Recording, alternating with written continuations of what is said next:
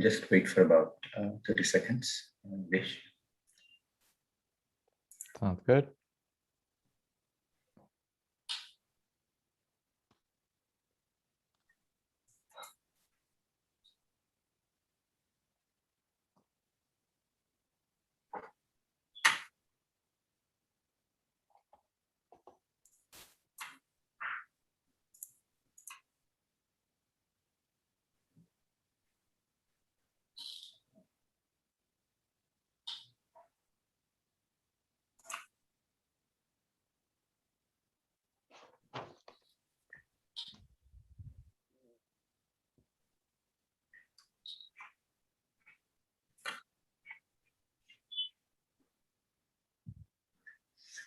Okay.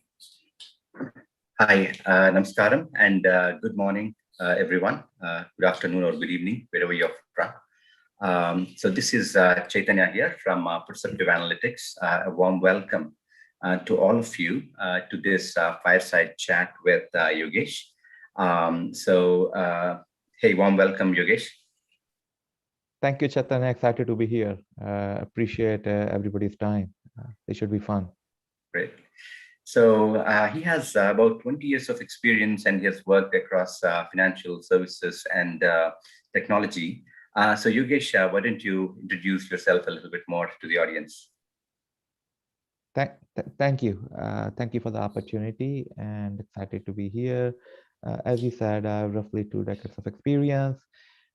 I've been in multiple industries, from technology to financial services. I was in healthcare for a little bit, mostly in the areas of marketing. And by training, I'm an engineer as well as an MBA. So I'm good at kind of blending them together to achieve the business outcomes. I love to build, and taking products to market or building teams, that I find it very fulfilling. And I find a lot of meaning in interacting with people and learning from them. And look forward to this session being one of those. Great, perfect. So I think let's start with that, Yogesh, with your extensive experience, especially in financial services. So what makes marketing in financial services different from others? Sure. I think, at the end of the day, marketing is about influencing the right kind of people to achieve the outcome, right? Some of the entities are external and others could be internal, right? Where the difference lies is sort of the ecosystem you're operating in when it comes to financial services, right? The first and foremost being the regulatory framework. It's a very regulatory bound industry, right? So there are only so many. You just have to make sure that you keep those principles in mind when you think about the creative, when you think about the communication, right? And it's not just having the right intent alone is not enough. You have to make sure what you are saying is not leading to any kind of consumer harm, both in how you're positioning it and in actuality, right? So you put in a lot of work towards making sure that you're following all those principles and not just do the right thing legally, but do the right thing for the consumer by being explicit. And that has implications on every part of your marketing activities, right? Especially the creatives, communication, email, et cetera, et cetera, et cetera. So I think that's one difference. The other difference is financial products have a pretty high lifetime value in general. Think about mortgages; these are long-term products. They have a lot of runway, and so what that means is, I think you can afford to be a little bit inefficient at times compared to industries such as e-commerce, right? The way we think about it is, when does the client pay for itself? The LTV to CAC ratio, right? I think it needs a little bit of a different thinking in financial services, given the lifetime value of the product. The third thing I would say is the the blend of sort of brand versus performance marketing, Mhm. right? I think that I think is a fine balance. Uh, in some of the new emerging tech companies, I think you can be more lopsided on the performance growth marketing side as they build the brand. I think both those activities go hand in hand for financial services, where there's a lot of consumer trust involved, where the decisions are not that much transactional in nature. The decisions are, more longer term. So they want to do business with a known entity, right? And this is the case even with fintechs. So I think both those performance marketing and then brand go hand in hand. So those are the three things I can think of that that are distinct to financial services. By the way, privacy theme and all the laws that are coming down the pipe with CCP and all that, those are also, a lot of them are unique to. Uh, they all have implications to financial services as well, but that kind of falls in the number one regulatory theme that I talked about. Sure. Yeah. So the regulatory framework also sort of impacts the timelines in terms of how fast you can act or react to the situation in the market. 100%. And I think, I mean, the short answer, it does. And you Yes. need to have a bit of an agile thinking on how to react to that, and a bit of a proactive approach Right. on, when you make decisions, having that longer term view. Got it. Okay. Cool. So I would like to deep dive or just pick your thoughts on your the Ad World presentation that you posted some time ago. So basically, see from your vantage point, how do you see marketing evolving over a period of time? Sure. I think there are there are a few things I feel that are already happening and will continue to accelerate over the next 3 to 5 years. One of them is, regardless of the industry, it's privacy is going to be more important, right? Privacy in terms of both how you track, how you use the information, how do you honor the user's request to get opted out of any and all kind of tracking, right? Right. And organizations that take a little bit of a forward thinking view, I think will come out at the top. But that's Right. something that I think is going to be very, very important.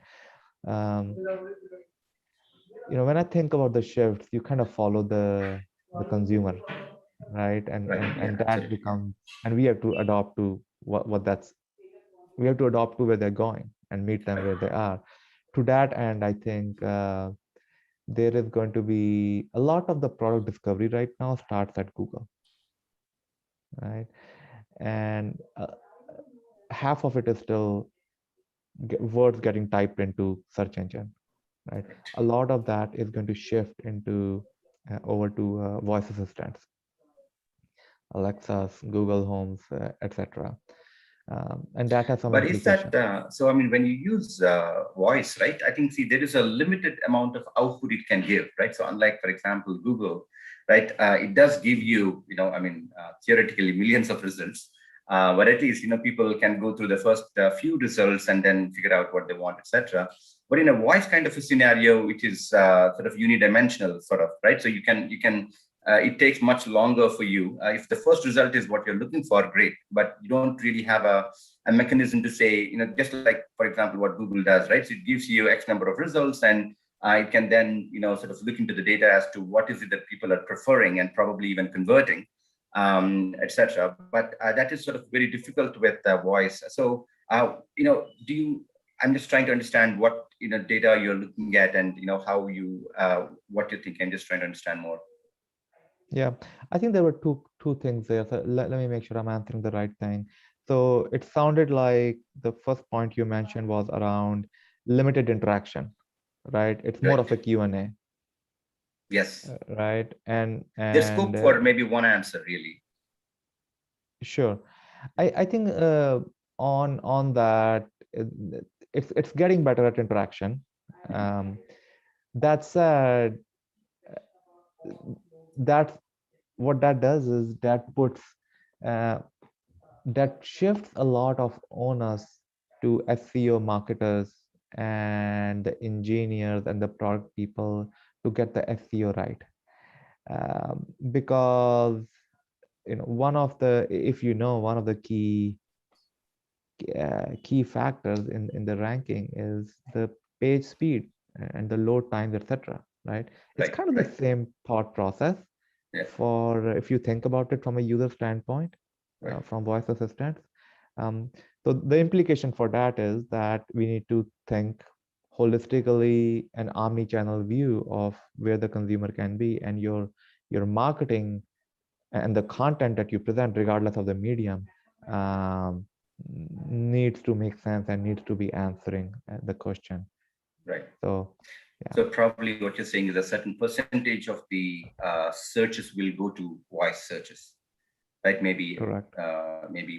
Maybe 5-10%, whatever that is. But I think it will still contribute some component. Is that how you're looking at it?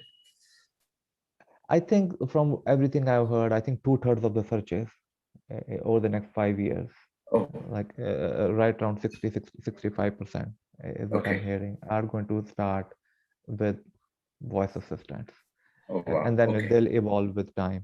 I think the sort of the last mile here is uh, using voice assistant for e-commerce and for purchasing things.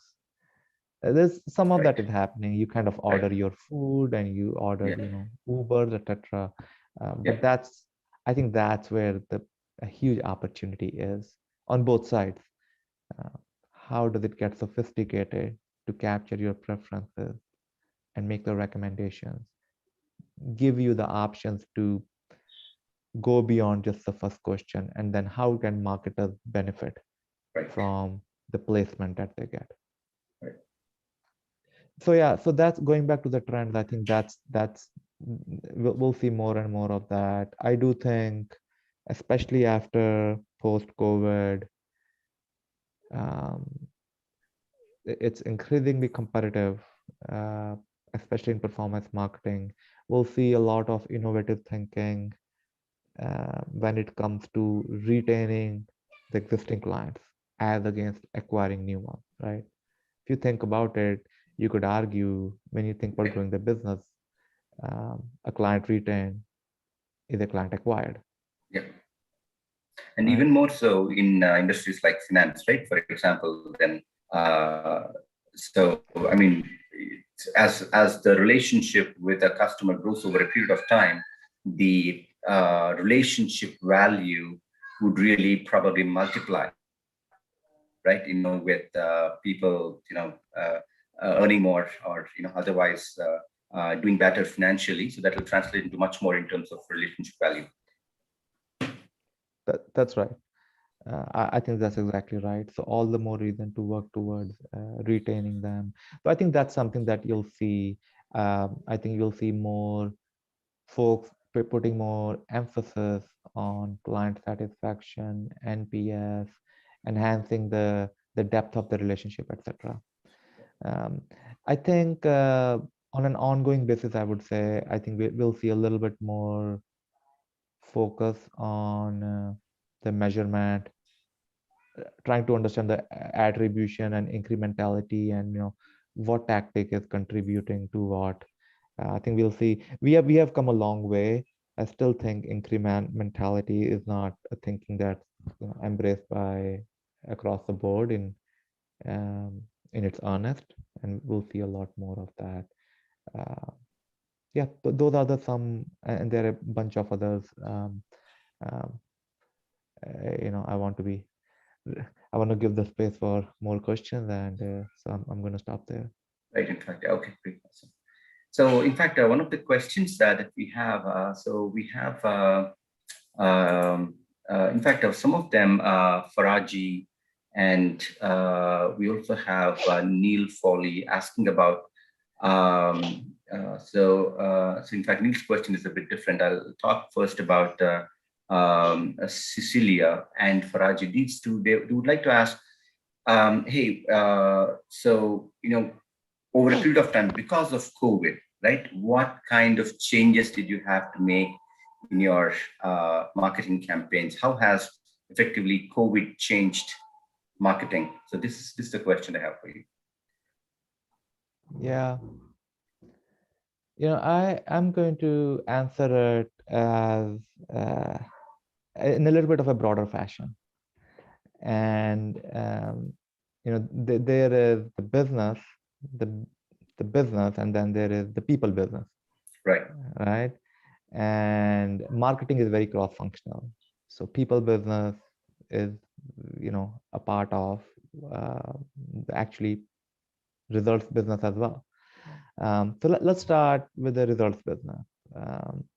There are, I think, a couple of things that feel a little bit different, or there are a couple of shifts that I think makes a lot of sense to adjust and drive. One is how consumers consume the content has changed a little bit. Right? Okay. This is a good example. This is a webinar, Zoom, right? I bet you 18 months ago, this probably might not have been the primary channel of conferences, or webinars, or information sharing, or knowledge transfer, call it whatever you want to call it, right? And think about how economical it is.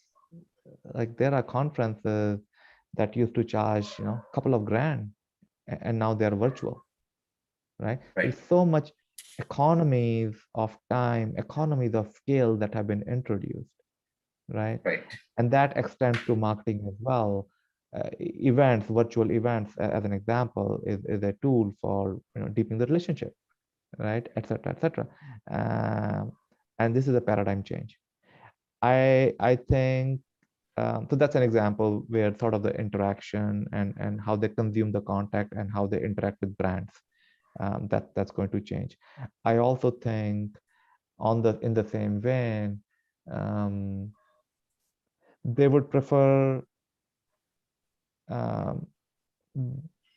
connected TV has really taken off, right?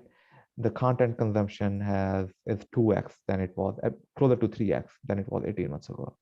So I think we have to, marketers need to start thinking creatively on how do I get ahead of that.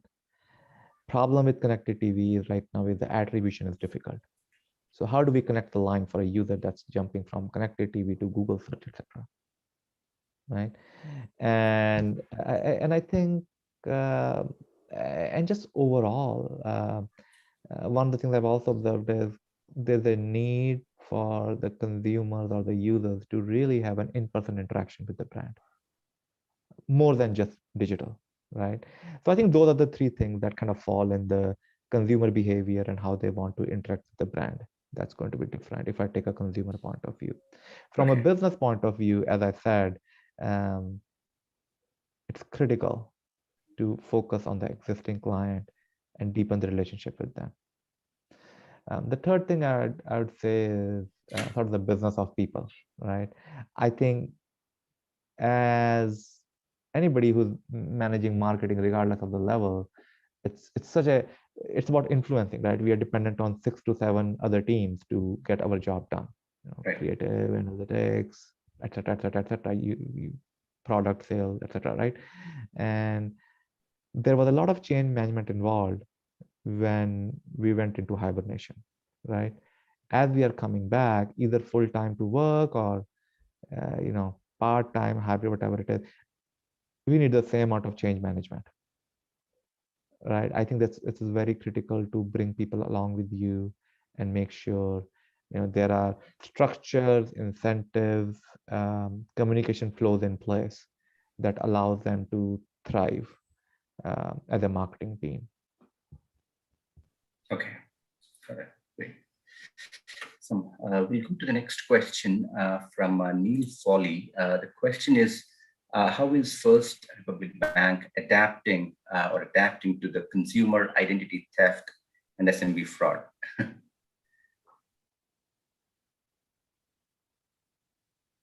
Yeah, I think I'm going to answer it a little bit more broadly on how financial services is adopting that. Because this is not a one bank. The question is very relevant. I think it's much broader than something that applies to an organization. I think there are a couple of aspects there, and this is actually, you could argue, this is probably even more relevant to credit card industry, and that's where I was for a long time. Yeah. And I think there are a couple of things that I see some of those institutions doing. I think I like in the questions. I think it was Neil asked how they're adapting. Right, adapting is the operating keyword because you cannot eliminate that. It's the cost of doing business. If you ask to folks who are lending, especially in credit cards, I think the way you do that is by building strong processes and procedures in place that place a lot of focus on stricter authentication, dual layer authentication, all of that. And the second thing that I think a lot of companies are doing is really investing in infrastructure, like with a lot of decentralized technology and infrastructure and other things. They're putting a lot of focus on investing in those key pillars of security and privacy that will get them ready for the next 5 to 10 years. Cyber attacks that are going on right now, right? That's an example. We cannot really address them with the technology that we have. So I think those are the foundational things that are happening right now, and I think that will address some of the stuff that we see at a more retail level, but not all. The other question was around SMB fraud. Right. Yeah. I think I don't. This is not something that I have a first-hand experience in. So I'll share from the things that I have gathered and learned in reading about this. I think when I think about small businesses asking for loans or any such thing, there is already a lot of scrutiny that happens at every step of the way. Right. I think there are, and what happened is with some of the aids that happened during pandemic, there was a degree of misrepresentation that happened across the industry, right, from certain small businesses. And I think there are audits and mechanism in place to track that. I don't see that as a very recurrent or trending theme though. Okay. Okay. So we have Anshul who's asking, this is a marketing and analytics question. So in your experience, and especially at the First Republic Bank, so what kind of approach have you taken with analytics towards growth and upsell aspects of marketing? Okay, and I'm thinking growth here is more deepening the growth and not acquisition.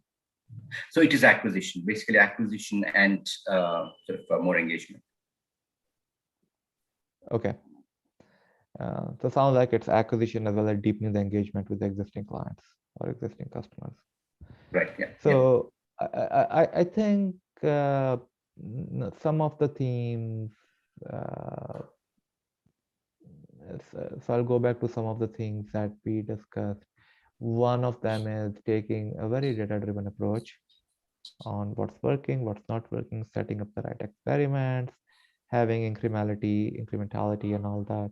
And one of the things that I see, not specific to First Republic, just overall, is an obsession with perfection. There is no such thing. Like, done is better than perfect for this kind of stuff. Let's do with what we have. Let's get directional understanding of what tactic is contributing to the bottom line. Let's start there and we'll refine. I think taking a data-driven view to the degree we can. The second thing I'd say is taking a longer-term approach. So analytics data can only take you so far, right? There are some things, some of the bets that I've made in the past are not substantiated at the time of when I made the decision by data. But that's pattern recognition. You know what works, you make a bet, use your judgment, and let things play out. So I think don't be a captive to data. Do you have a question? Give us an example there, Yogesh, so that we can understand better. Sure. So one of the examples there would be if you think about let's say credit card as an example, right? If you think about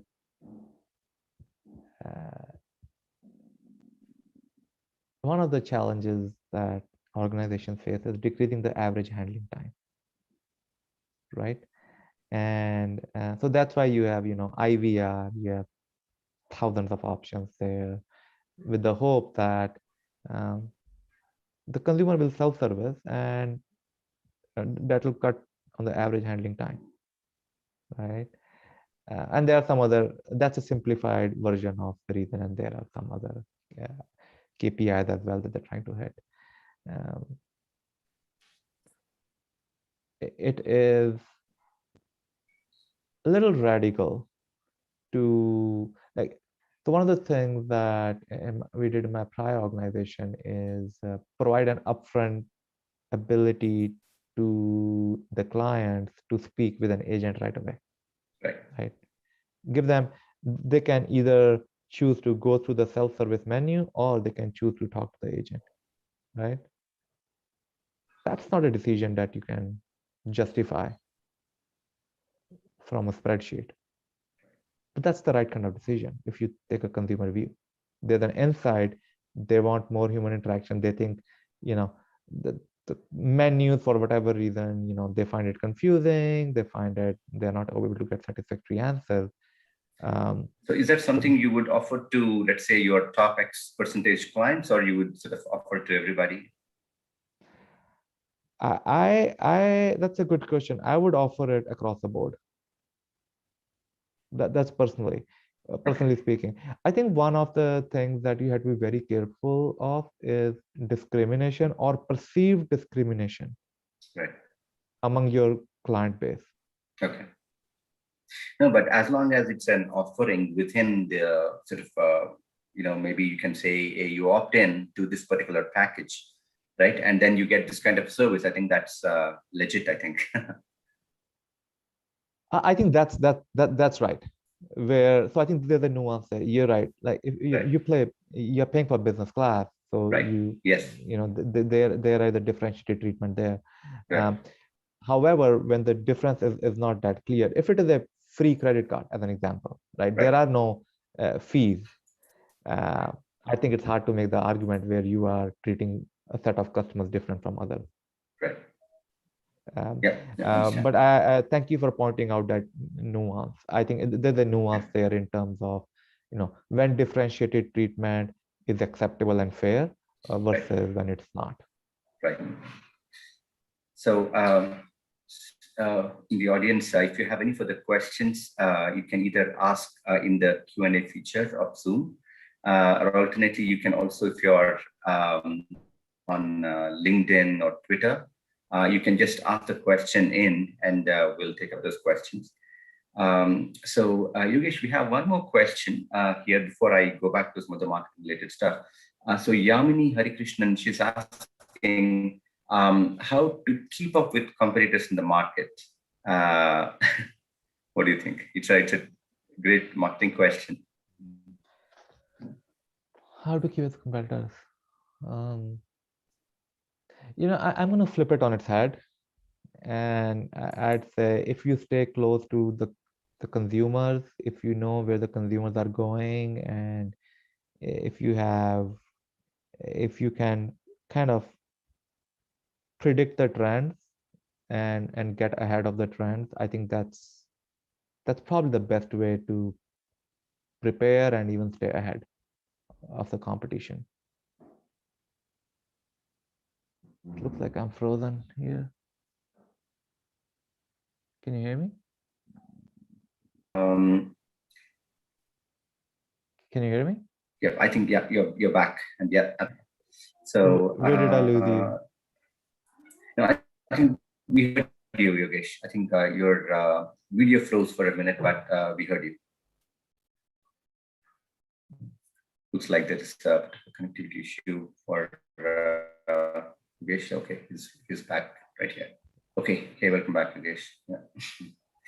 Sorry. Okay, so I hope you're able to hear me okay?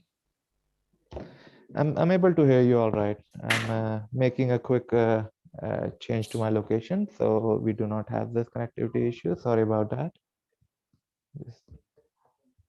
So those who are in the audience, if you could just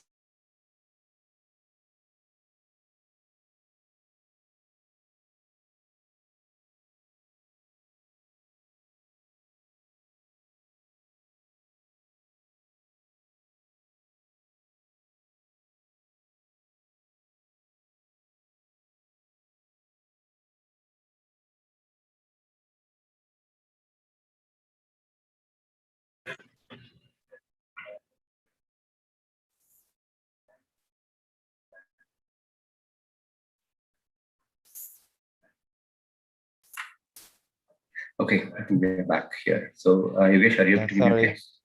Yeah, I'm doing okay. It really Okay, happens, but my yes. internet provider is crashing. So okay, got it. All right.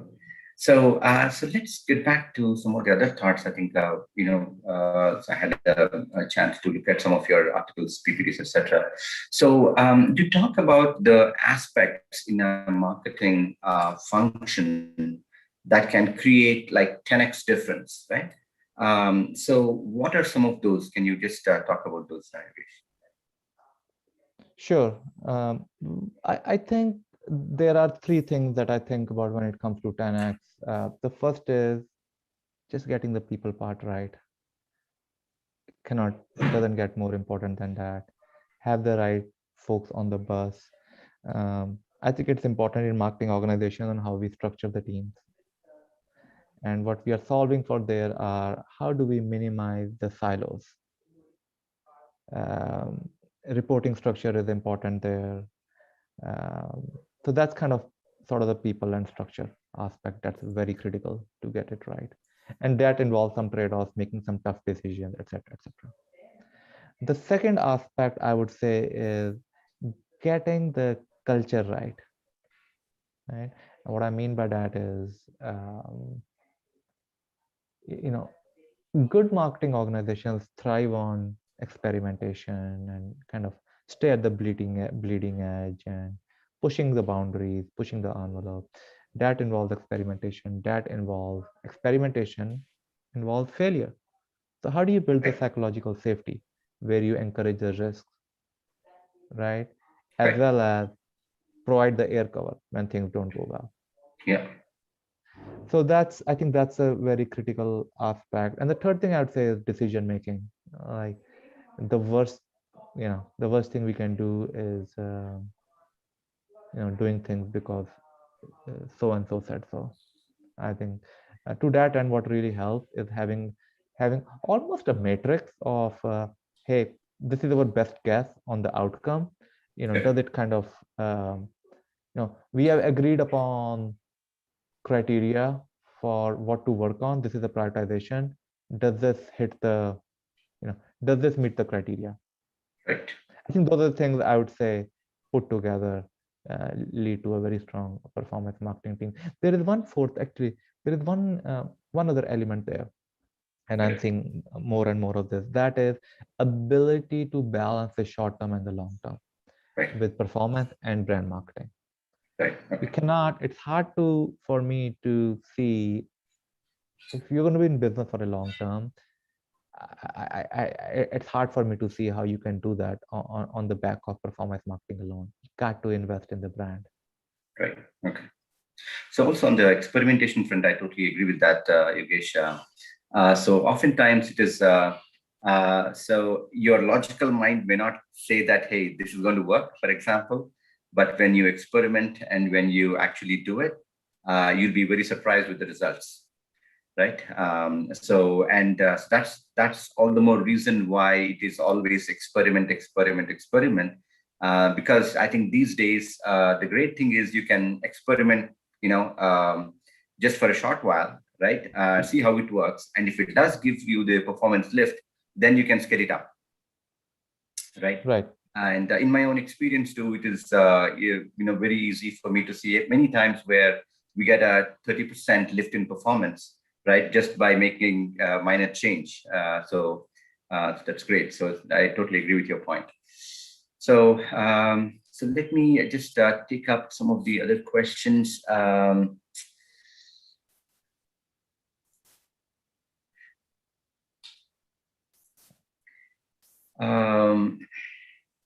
This is a question from Ravalika Reddy, and she's asking from YouTube. She wants to know if Indian MBAs can do well in the US markets on marketing roles. What do you think?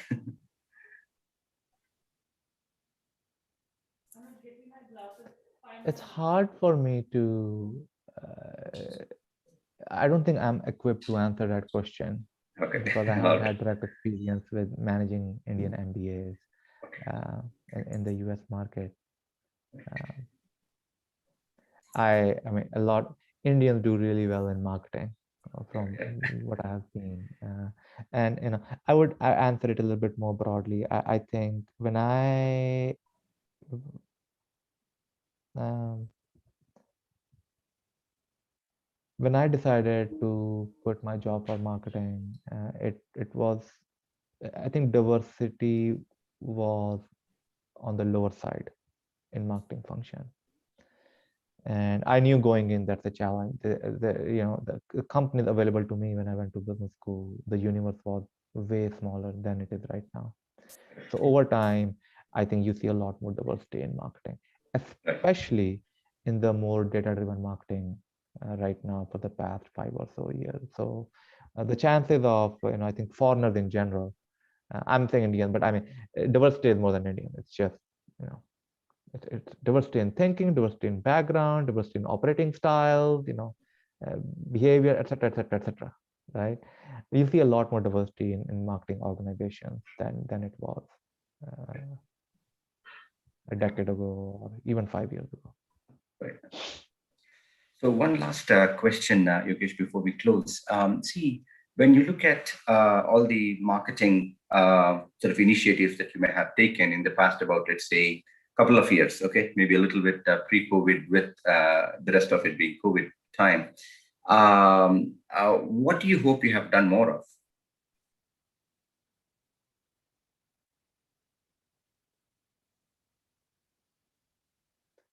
I think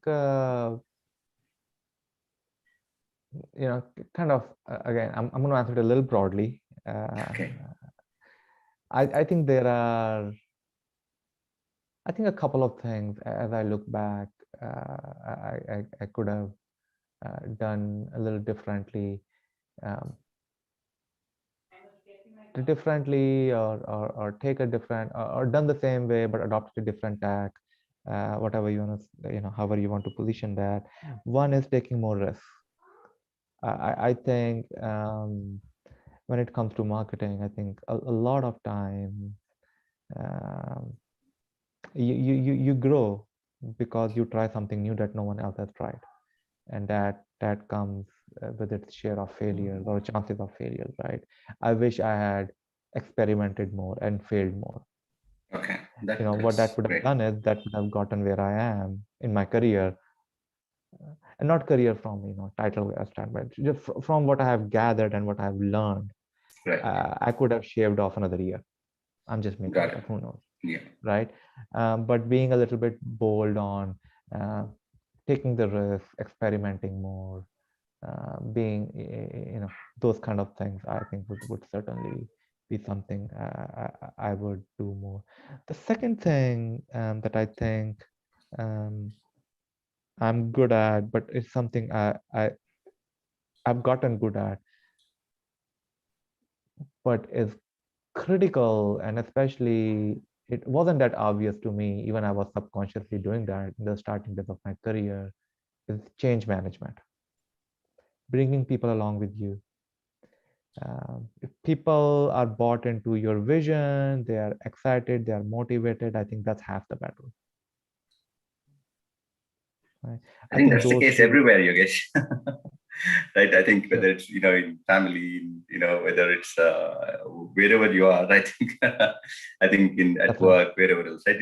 At the end of it, if you get the commitment, we get things done. Things are far easier. At least, yeah. Please go Yep. ahead. One nuance there is that um, that involves trade-offs sometimes, which means Right. that your go-to-market date is going to be delayed by a week. Right. Okay. Right? So you have to be able to make those decisions that, all right, you know what? If it's okay to be 9 on 10 on goals and 10 on 10 on people. Okay. It's a mindset. It's a different mindset. Right. If you solve for being 10 on 10 on goals, um, you may not achieve the right kind of outcome. So I think um, I think that kind of shift in thinking is important. And it may Got it. already be happening, but that's just my personal view, and that's far more effective to be kind of be actually thinking about those trade-offs, because that making those decisions will lead to not just the right those are long-term thinking that will lead to building the right kind of culture, which Right. will then enable the long-term success. Does that make sense? Got it. Yeah. Absolutely. Absolutely. Yes. Okay. I think on that note, we will close this session. One last request from everyone. Yogesh, as you have seen in this session, he's a thought leader, and he plans to bring up a thought leadership, series and a newsletter. If you would like to, you can sign up right here through this. I'd be happy to share this information to him. So if you're attending the session, I will bring up a poll. You can opt in right away. Or if you are watching on LinkedIn or on YouTube now or later, you could leave your information there, and I will make sure that we will pass that information over to Yogesh. So I think we will have the poll on for another maybe 10 more seconds. Sounds good. In the last 10 seconds, I would say thank you, everybody. These are great set of questions. I love the intellectual curiosity. I love the interaction, and thank you for having me. Those questions made me pause a little bit, and then made me think, and that's the idea. I leave this room being a little bit more enlightened and thinking through a couple of things that I did not think before. So I learned a lot. Thank you so much. Yeah, thank you, Yogesh. Thank you so much for your time. We sincerely appreciate it, and thanks for sharing all your thoughts and your experience here on this session. Thank you so much. Thank you. Have a nice Bye. day. Thank you.